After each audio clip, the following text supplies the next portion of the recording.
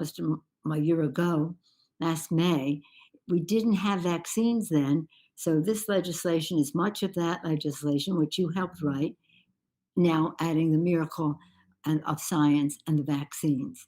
And so we want to crush the virus, vaccines in every arm, money in the pockets of all Americans, children safely back in school, as well as workers safely at work. Kristen is used to hearing me say at so many events that she has showcased the work of Moms Rising, that I say the three most important issues facing the Congress are our children, our children, our children. Their health, their education, the economic security of their families, a clean, safe environment in which they can thrive, in a world at peace in which they can succeed. And those first three of those, their health, their education, the economic security of their families, are addressed in this legislation. The others in legislation to come. Our children, and they're safely going back to school, $170 billion in the package for that. Their health, oh my gosh, such a fortune spent, tens of billions of dollars on vaccines and testing, tracing, treatment, etc. Very important to our children, including ways to expand access to healthcare at the ACA to make it more affordable. And I thank all of you for what you did to make the ACA exist and be saved from the assaults on it. Again, money in the pockets, taking, as Kristen said, that money to take children in poverty out of poverty. This is biblical in its scope and in its mission. But again, let me say again and again, you are the VIPs. You are the ones that make this happen. And I look forward to being, what we are a part of now is a massive teach-in. So as Kristen said, that people will know what the benefits are for them and how they can avail themselves of it.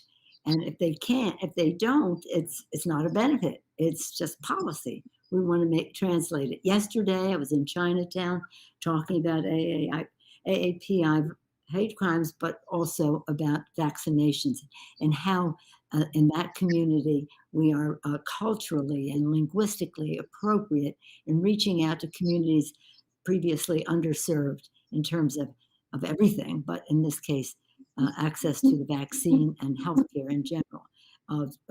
Today we are together. Yesterday, though, that was part of at least 70 events throughout the country. All this week, members have been having events, 70 yesterday. Here we are today. Saturday will be CARECANTWAIT again with Ai-jen Poo at her invitation, and wanted to be with her today and then. So this is a drumbeat. This is saying things are different. It's about you. It's about how we can meet your needs, and to talk about how we go into the future about building infrastructure, human infrastructure. We don't want to build infrastructure unless everyone can participate. Childcare, $45 billion in this bill, but we want more. We want more so that women can fully participate in building back better.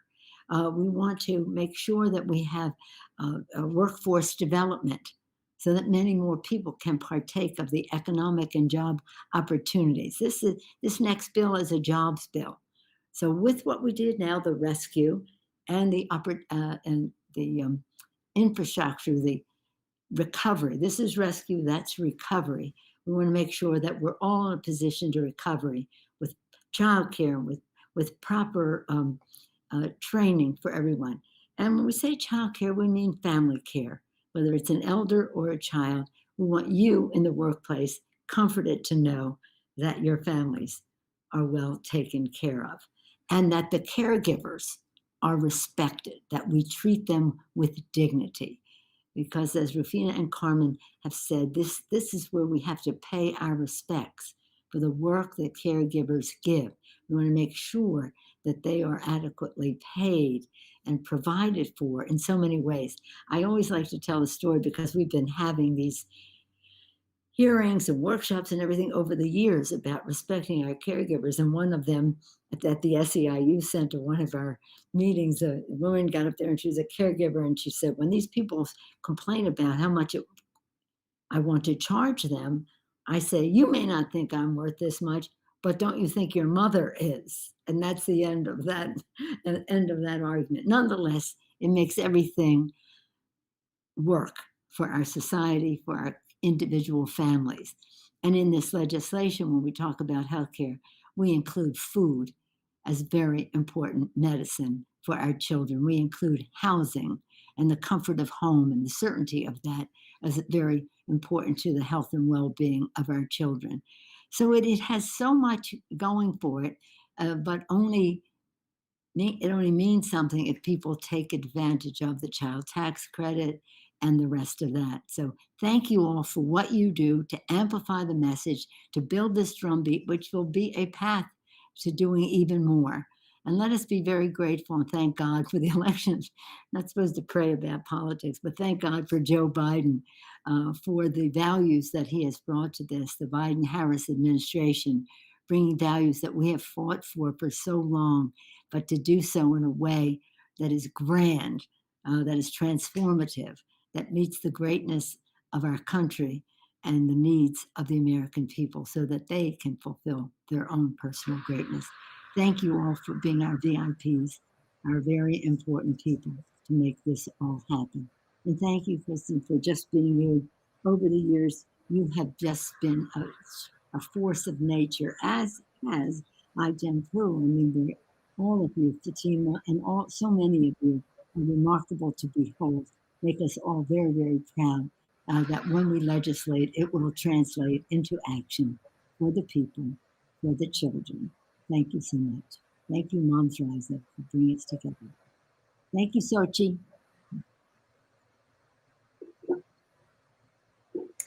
Thank you. Thank you so much, Madam Speaker. We needed that inspiration and we need this information.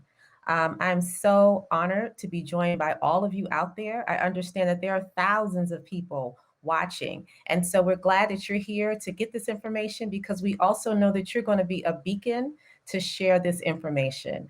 My name is Monifa Bandele, and I am the proud Chief Operating Officer at Time's Up, where we fight for fair, safe, and dignified workplaces. And I'm also a proud member of the Million Mom Strong powerhouse that is Moms Rising. And we're going to jump right into it because we're always being asked 4 questions. And we're going to start with the first one, which is to talk about how do I get my expanded tax credits and how do I access my stimulus check? So we're joined by one of our experts from the National Women's Law Center, Amy Matsui. Thank you so much, Monifa. I'm Amy Matsui with the National Women's Law Center, and I'm here to tell you how to claim the refundable tax credits in the American Rescue Plan Act.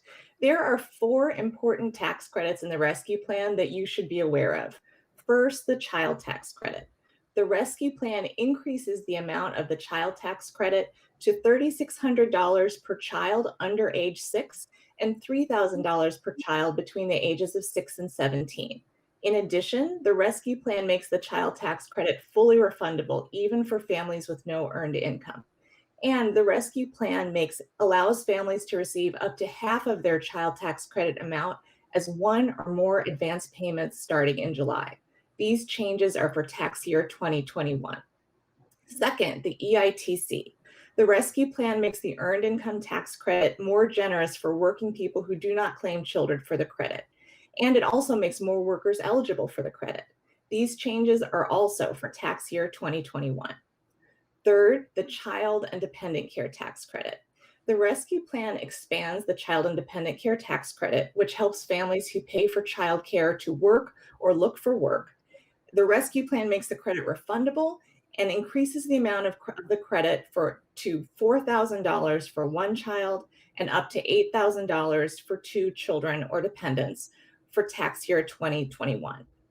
Finally, the Rescue Plan authorizes a 3rd round of economic impact payments, also known as stimulus payments, which are actually advanced tax credits. Families will receive payments of up to $1,400 per eligible person, including children and adult dependents. Importantly, these payments include individuals with Social Security numbers and mixed immigration status families. Some of these credits don't kick in until you file your taxes next year, but you still need to file your 2020 tax return by the May 17th deadline. It's the most important thing you can do, and here's why. It will ensure that you receive the full amount of any 2020 stimulus payments that you were eligible for. It will also ensure that you get the right amount of the stimulus payment from the rescue plan. The IRS may have already sent you a payment based on your 2019 tax return, but if your income dropped in 2020, you may qualify for a larger stimulus payment. If that's the case, the IRS will send you a second top-up payment once your 2020 tax return is processed. And filing your 2020 tax return will provide the IRS with information for advanced child tax credit payments in 2021. This may sound complicated, but help is available. The IRS-sponsored VITA program has trained volunteers who can help you file your taxes for free. You can check the IRS website to see if there's a VITA site open near you. You can also file your taxes for free online with support from IRS-certified trained volunteers at www.getyourrefund.org. Even though we're still filing our 2020 taxes, it's important to know what to expect for next year.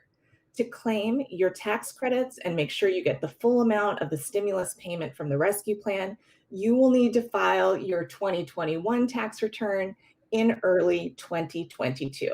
In the meantime, beware of scammers pretending to be the IRS. The IRS will never ask you for personal information like a social security number, bank account number, or credit card number over the phone, by email, text, or on social media. Also, stay tuned for more information about advanced child tax credit payments. The IRS is figuring out the details as we speak. And finally, keep track of any child care expenses you pay out of pocket. You will need to tell the IRS how much you paid for each child under age 13 or disabled family members in 2021 to claim the Child and Dependent Care Tax Credit. I hope this will help you claim the refundable tax credits in the American Rescue Plan Act and put extra dollars back in your family budgets. Thank you. Thank you. Thank you so much, Amy, for that valuable information. And so not only are we going to be able to access some expanded tax credits for children and get stimulus payments, we also have access to some child care benefits. And we all know that families across the country, especially during this pandemic, have been struggling around child care. So our next expert is Myra from 0 to 3, who's going to tell us how we actually get these child care benefits. Thank you so much, Myra Jones-Taylor from 0 to 3. Hi there. Hi there. Thank you so much, Monifa. So I'm Myra Jones-Taylor. I'm the Chief Policy Officer at 0 to 3. It's so great to be with you. The American Rescue Plan made an historic investment in childcare investments of $39 billion in additional childcare funding. And this was in addition to the $10 billion investment enacted by Congress back in December. For families who are struggling to find affordable childcare, increased access to childcare subsidies might make the difference between being able to continue working or having to leave the workforce altogether, which we've seen so much this year. For providers, the additional funds they will have access to might mean the difference between being forced to close permanently, increasing our childcare supply crisis for sure, or remaining open to serve their communities. So we are incredibly grateful to Congress for providing this much needed lifeline to the childcare system. So what does this all mean for families and for providers? I'm going to give you some information here. First of all, we need to make sure that it's going to change. There's a variety of rules that will change state by state. So what we want families to do is first make sure that you are eligible for this benefit. And the way you can do that is by going to your, there's a Childcare Aware of America has an amazing website. You can go to childcareaware.org where you can get information to find out if you are eligible.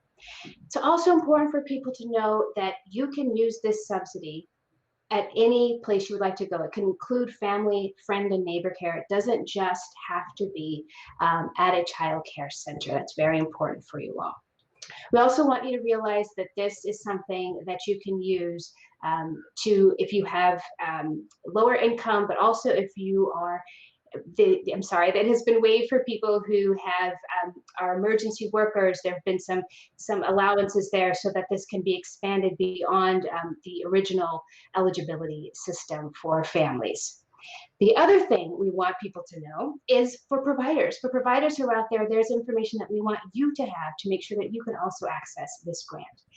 First, one thing you need to understand is you do not originally have to be receiving a child care development block grant funding to be eligible for this new additional funds. You did not have to be a previously recipient of this. Awards will be determined based on operating expenses. So you can have, this includes additional costs associated with providing or preparing to provide services during the public health emergency. Also, this new legislation requires state lead agencies to operate a website to provide providers, to offer information to providers who apply for funds. Sorry about that. In addition to information above, providers must also certify that upon receipt of the funds and for the duration of the receipt of this fund that they will stay open. So you have to stay open to receive this, right? You also have to pay each employee their full compensation and benefits and not reduce compensation or involuntarily furlough an employee. You also have to provide co-payment and tuition relief, or you can do this, to families enrolled in the program to the extent possible, giving priority to families struggling to make payments. And finally, providers who receive funds under the stabilization fund must use those funds for one of the following purposes. Stay with me here.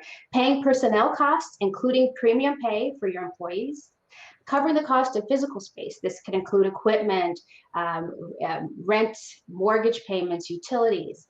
Also purchasing PPE and cleaning supplies, making sure everybody is safe and healthy. And mental health supports for children and employees. Providers can also use funds to pay back expenses or debts incurred in response to the COVID-19 emergency prior to receiving funds. You can pay back things that you've paid for before. Before we close, it's a lot of information. You can go to the website to learn more, but before we close, we want to stress that this is a temporary benefit. We need to make sure that people use this now and that we make sure it is made permanent moving forward. We love working with you all, look forward to working with you all to make sure that we make that happen moving forward. Thank you. Thank you. Thank you so much, Myra. And this wonderful information is really key to members like the ones I'm going to introduce. We're going to hear briefly from Tori Snyder, who's a member of Moms Rising. And she is a parent who this information is really vital for. Tori? Hi, I'm Tori Snyder and a member of Mom Rising. The paid leave for all is so important for people, especially single moms like myself. As a single mom going through the pandemic and having to worry if we get it, who takes care of my son, who takes care of me, and what do I do about work? Having assistance, a sense of community, and people who can understand to help us create a sense of care and community would be wonderful. Paid leave for all gives us the opportunity to be able to step away and take care of our families in their most urgent need, and also give us a sense of safety, a safety net that allows us to be the best parents, the best business owners, and the best community members we can possibly be. Thank you for that. And Tori touched on a very key point, which is about jobs. During the pandemic, we know that not just hundreds, not just thousands, but actually 2 million moms have had to leave the workforce because of childcare issues and other child caring responsibilities. So we need to ask the question, answer the question, how do we access our unemployment insurance? And so our next expert is going to tell us, how do we get those UI benefits? Next up is Andrew Stetner from the Century Foundation. Good evening, everyone. Andrew Stetner from the Century Foundation, and thanks for Moms Rising for putting this together and for all the fight you've done for working parents across the country. You know, this has been a crisis. 1 in 4 Americans have had to turn to unemployment benefits. Millions and more have been denied or delayed assistance, and 18 million are still out of work and on benefits. So thank goodness for the American Rescue Plan, which recognized that we are far from out of the COVID crisis and maintained historic benefits for unemployment benefits that are meeting the challenge of the moment. For those of you who are out of work and wondering about the American Rescue Plan, I'm happy to give you some information.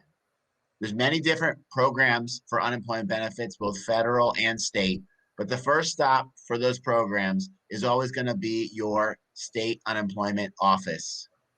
Because of the American Rescue Plan, individuals who are out of work for a long period of time can receive now up to 53 weeks of PEUC benefits if they're long-term unemployed.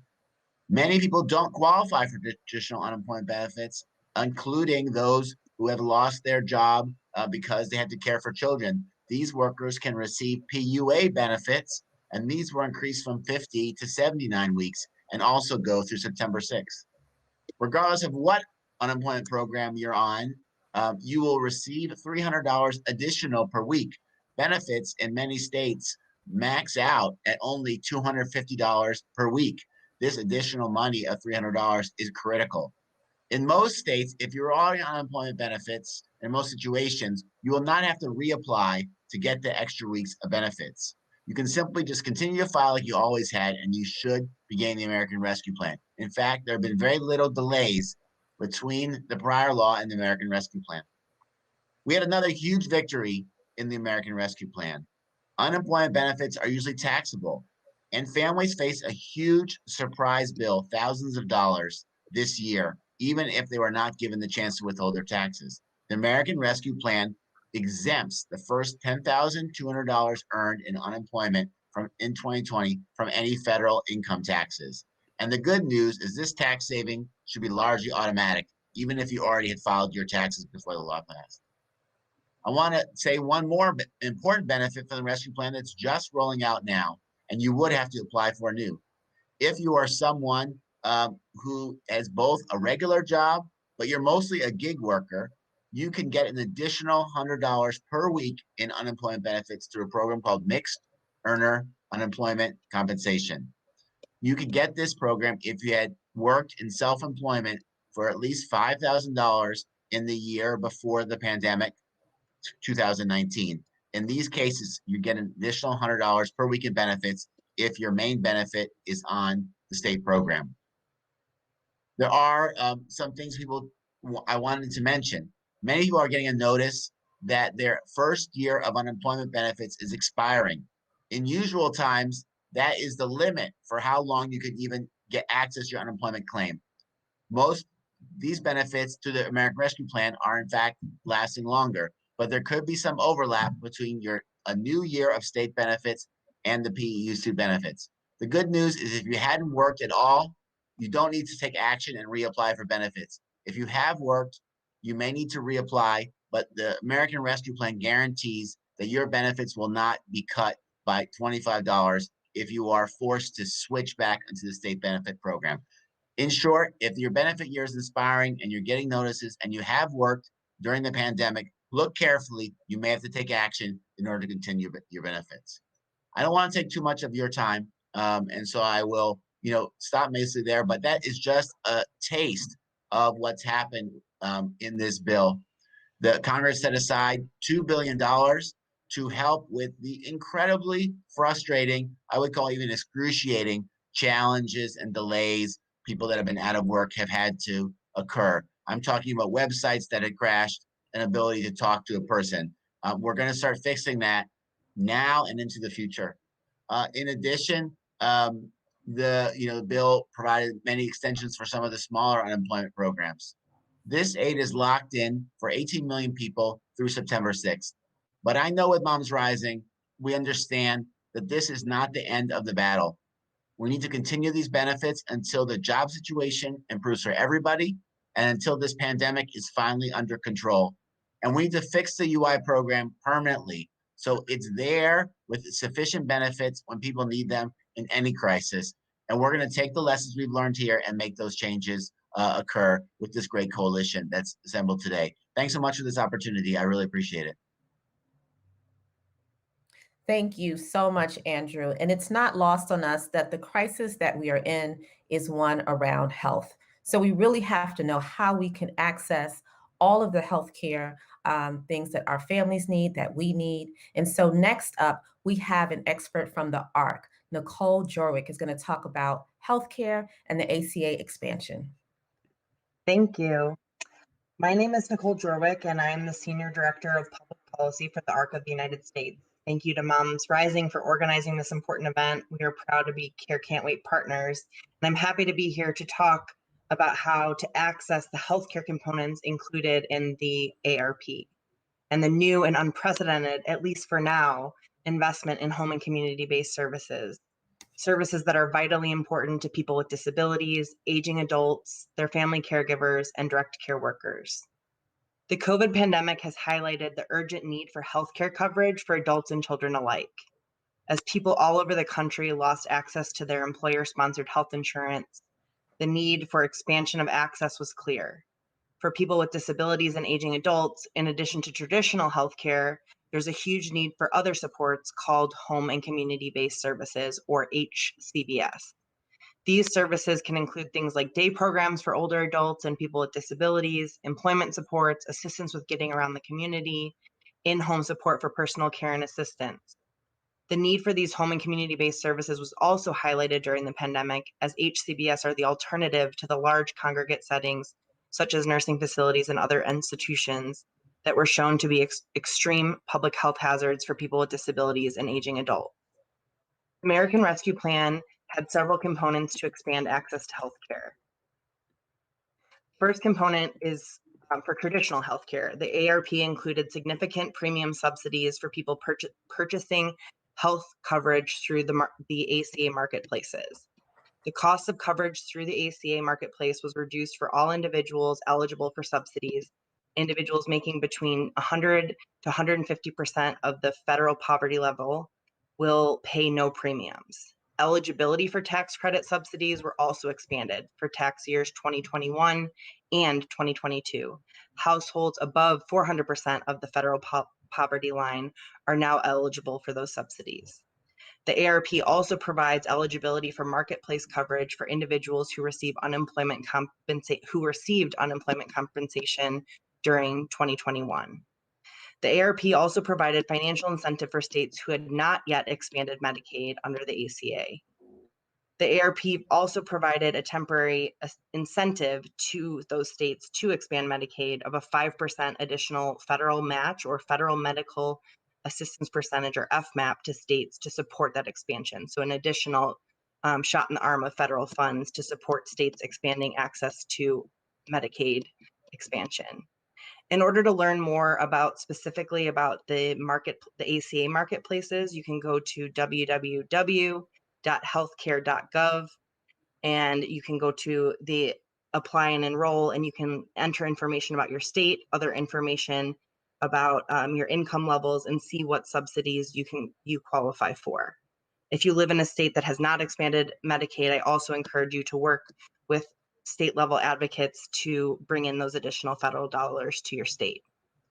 In addition to that traditional healthcare, there were also parts of the ARP that supports increased access to Medicaid, home and community-based services, or HCBS.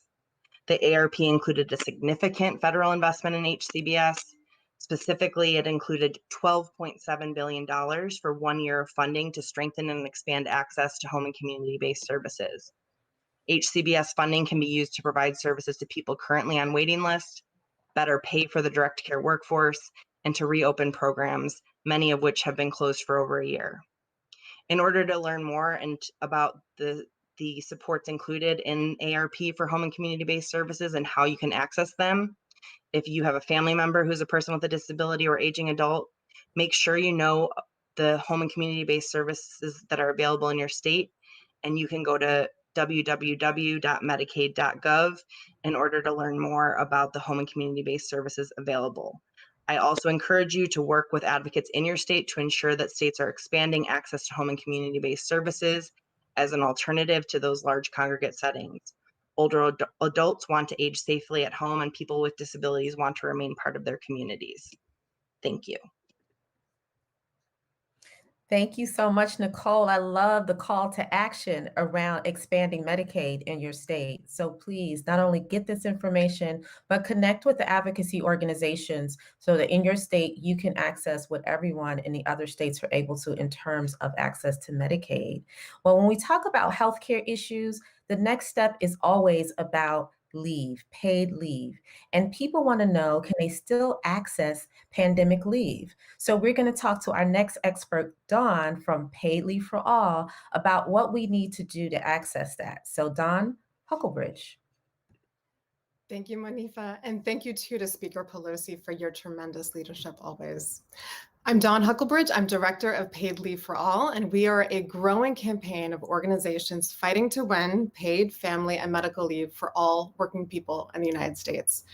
And we especially want to give thanks to Moms Rising, of course, and to all of our CARECANTWAIT partners. And I especially want to say kudos to A Better Balance, who helped develop the legal summary we're about to share. And I want to say, here's the too long didn't read version as well up front. Go to their website, A Better Balance, or call their helpline at 1-833-NEED-ABB, so NEED-ABB, for any free and confidential legal assistance. So at Paid Leave for All, we want all people to have access to at least 12 weeks of paid leave to bond with a new child, to address a personal or family illness, or to handle needs that arise from a military deployment. The US is one of the only countries in the world that doesn't guarantee any form of paid leave, which meant that when this pandemic hit, we were unprepared. 4 in 5 workers had no access to paid family leave, and more than 30 million workers, particularly on the front lines, didn't have access to a single day of paid leave. But the good news is that one of the first things Congress did when COVID struck was to pass our first national paid leave policy of any kind in a historic bipartisan vote. So in March 2020, the federal government enacted the Families First Coronavirus Response Act, or the FFCRA. This law gave millions of workers new rights to paid job-protected leave for a range of needs, paid for by the federal government through tax credits to employers. That emergency paid leave saved jobs and saved lives, preventing more than 15,000 COVID cases per day.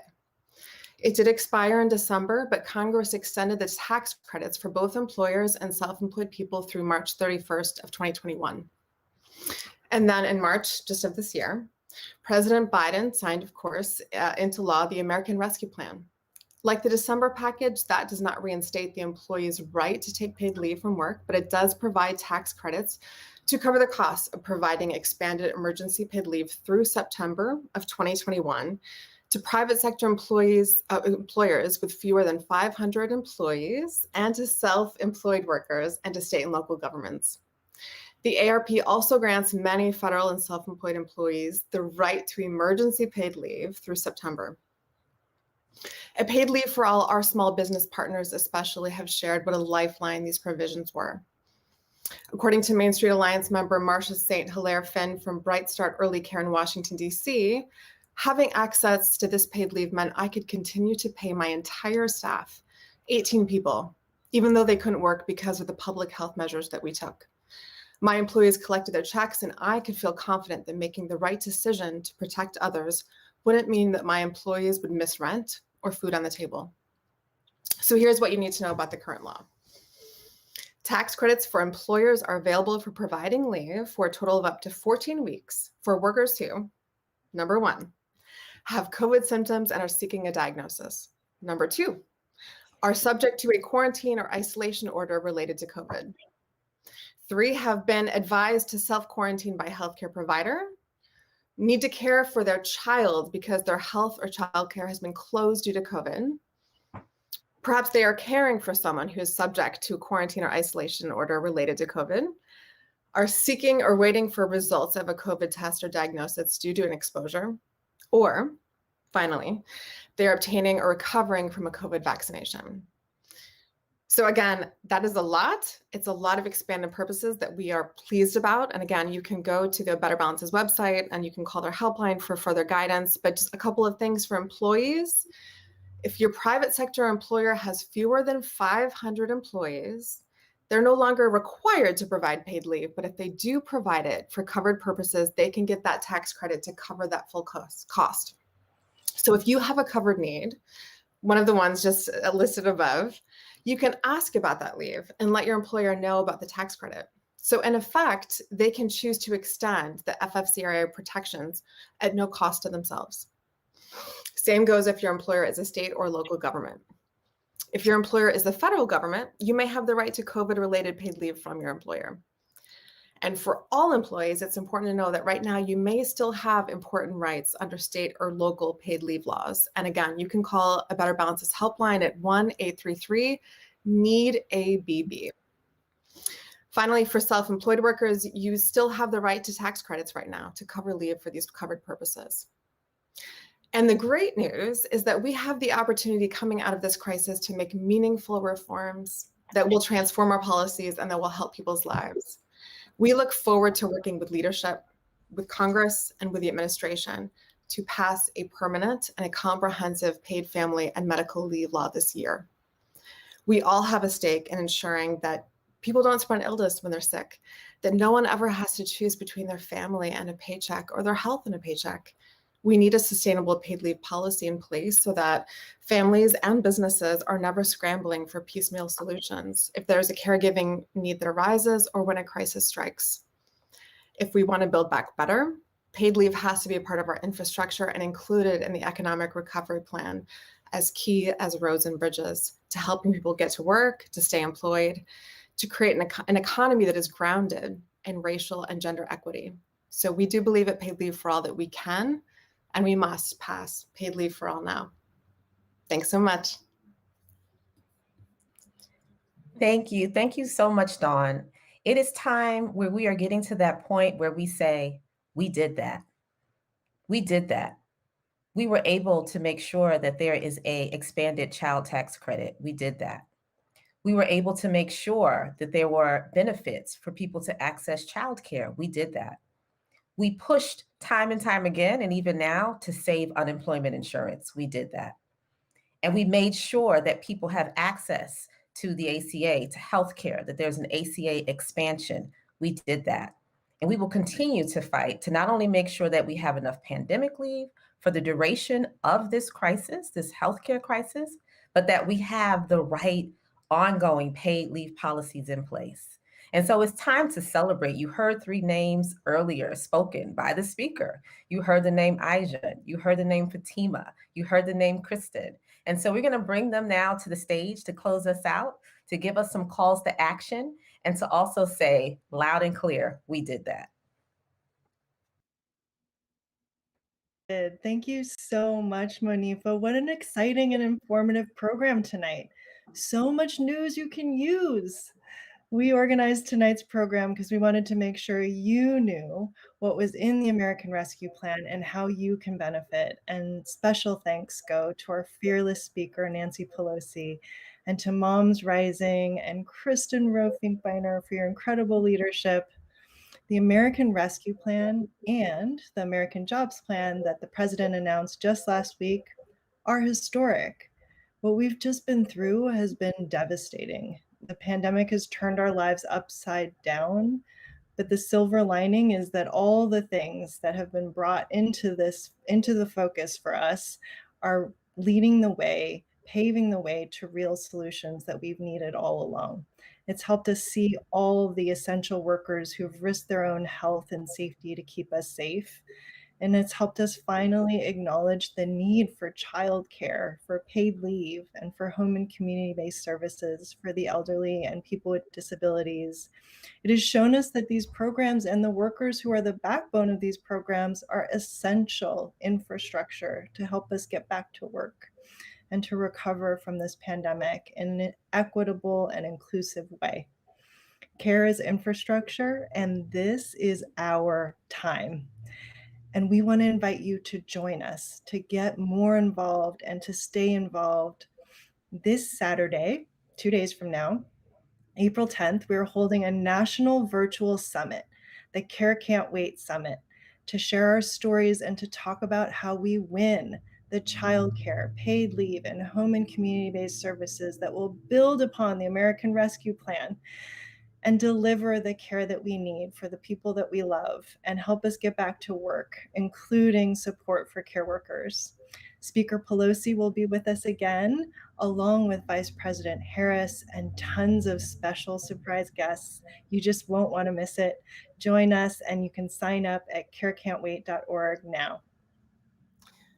Thank you, Aijen, and thank you, Kristen, and to the speaker. And I am leaning into Monifa's message that we did that and we can do it again. The American Rescue Plan was and is historic, as you heard tonight. And one of the reasons it was historic is that it understood that the care economy had to be at its core.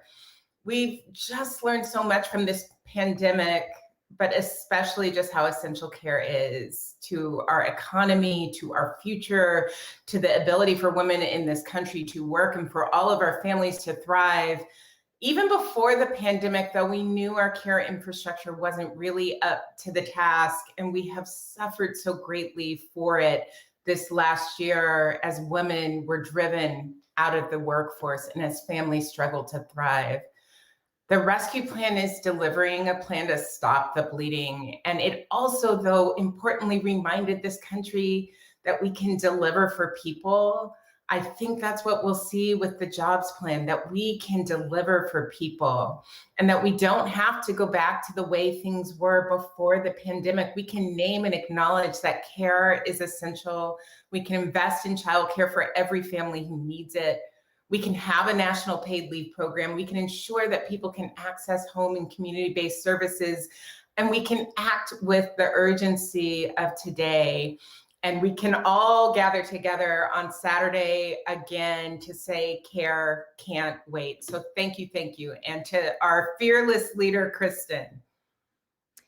Thank you for joining us today. Thank you for being a team of leaders, both in this Zoom room right now and of people who are listening and of everybody in the Care Can't Wait Coalition and, of course, with the Speaker of the House. I join the chorus of people saying we did that. Together, we have made monumental changes happen already. They were hard. They took over 230,000 constituent contacts just to help push the American Rescue Plan forward. Together, we passed a policy that will help lift half of all children out of poverty. Half of children could be lifted out of poverty because of a policy that we all work together, a team of leaders, both together in rooms and together in rooms across the country, did that.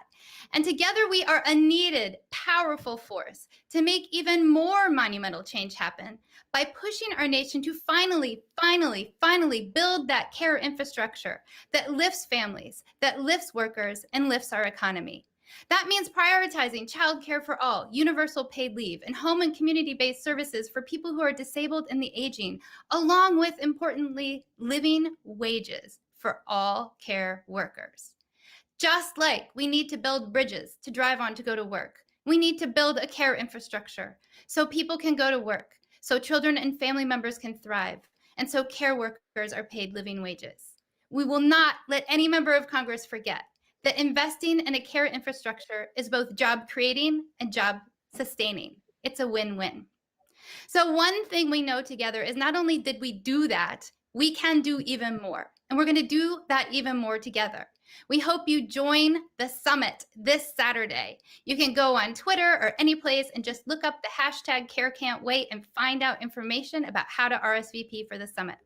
We also need you to reach out to your members of Congress. Text CARE, C-A-R-E, to 747-464 to reach your U.S. senators. And the other thing you can do, the really important thing you can do, is to spread the word about what's in the American Rescue Plan so that people can get the benefits that were passed. We want you to spread the word with friends, families, neighbors, colleagues. And we put all of the content that you heard today up on the Moms Rising blog at MomsRising.org/ARP. Again, MomsRising.org/ARP. Go there, share that information, and also please give the entire Moms Rising team a giant round of applause while you're at it. We'll also be sharing answers to common questions that we're hearing on that blog page and continuing to add information. As we close, and thank you for sticking with us, I want to give a giant, spectacular standing ovation to all the many organizations who's co-sponsored this event and are part of the Care Can't Wait Coalition, including the ARC, CLASP, 0 to 3, National Women's Law Center, Paid Leave for All, Closing the Women's Wealth Gap, National Domestic Workers Alliance, National Alliance to End Sexual Violence, National Council of Jewish Women, Caring Across Generations, United State of Women, Time's Up, Women's March, Supermajority, SEIU, We Demand More Coalition, Parents Together Action, Ultraviolet, National Partnership for Women and Families, Coalition of Labor Union Women, Family Values at Work, Moms Rising, and Mamas con Poder. Again, we are a team of leaders. Together, we are superheroes. We can make the change that everyone needs happen in the United States of America, and all it takes is you adding your voice to the thousands of other people who are joining with you in demanding change in a care infrastructure across the nation.